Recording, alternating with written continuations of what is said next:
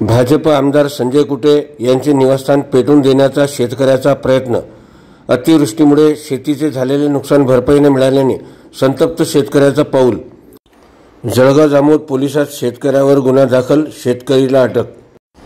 बुलढाणा जिल्ह्यातील संग्रामपूर तालुक्यातील बावनबीर या गावातील शेतकरी विशाल सुधाकर मुरुक यांच्या शेतात 2024 रोजी मोठे नुकसान झाले होते।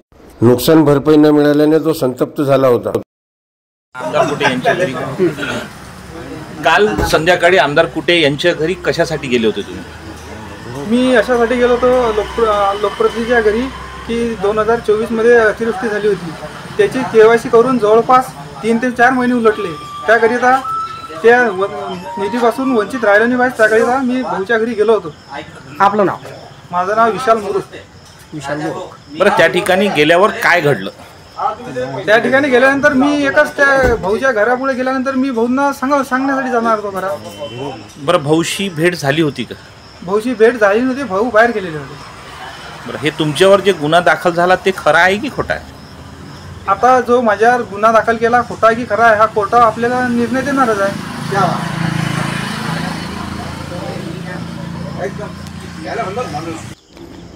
या शेतकऱ्याने आमदार संजय कुटे यांच्या निवासस्थानी जाऊन निवासस्थानात प्रवेश म्हणून संजय कुटे यांचे निवासस्थान जाण्याचा प्रयत्न केला, मात्र समसूचकता दाखवत संजय कुटे यांच्या स्वीच सहाय्याने या शेतकऱ्याला वेळीच पकडल्याने पुढील अनर्थ टळला। या प्रकरणी आमदार संजय कुटे यांच्या स्वीच सहाय्याने पोलीस स्टेशनला तक्रार दिली। यावरून विशाल मुरुक विरुद्ध पोलिसांनी गुन्हा दाखल करून त्यास अटक केली आहे। ठाणेदार श्रीकांत निचळ काय म्हणाले ऐका। पोलीस स्टेशन जळगाव जामोद अंतर्गत माननीय आमदार साहेबांच्या बंगल्याच्या गेटमध्ये आतमध्ये एक व्यक्ती शिरल्याची आम्हाला माहिती प्राप्त झाली होती। त्या अनुषंगाने पोलीस तात्काळ त्या ठिकाणी गेली असता तिथे एक इसम आरडाओरड करताना मिळून आला। त्याला पोस्टेला आणून फिर्यादी यांच्या तक्रारीवरून पोलीस स्टेशनला गुन्हा दाखल करण्यात आला, त्याला अटक करण्यात आली व त्याच्यावर कायदेशीर कारवाई करण्यात आली। पुढील तपास सुरू आहे। या प्रकरणी शेतकरी विशाल मुरुक विरुद्ध जळगाव जामोदसह सोनाळा पोलिसातही गुन्हा दाखल करण्यात आला आहे। लोकप्रतिनिधींना समाज माध्यमात धमकी देऊन त्यांची प्रतिमा मलिन करण्याचा दुसरा गुन्हा सोनाळा पोलिसात दाखल करण्यात आला आहे।